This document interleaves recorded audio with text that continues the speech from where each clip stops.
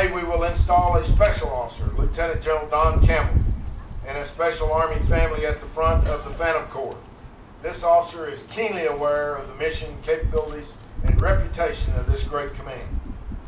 But in so doing, we must bid farewell to another special officer and his family. And we are proud to add his name to the list of the 3 Corps and Fort Hood commanders that have served before and the legacies they have left behind.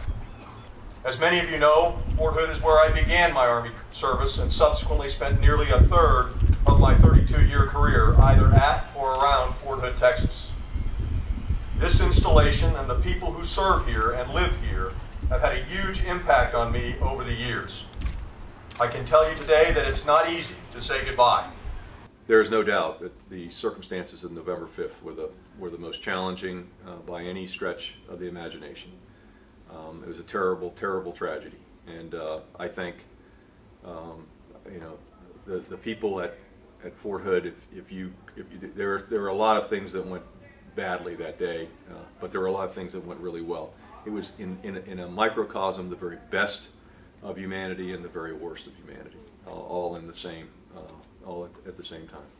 General Thurman and the senior Army leadership, I sincerely appreciate the opportunity to command 3 Corps and your confidence in me to lead the Army's proponent for the heavy force.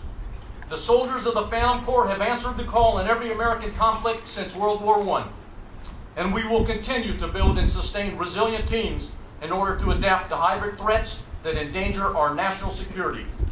Phantom Warriors have almost a century of experience both training forces to deploy and leading large elements in combat as a headquarters element, and we will continue to implement and sustain policies that ensure success in both garrison and deployed environments.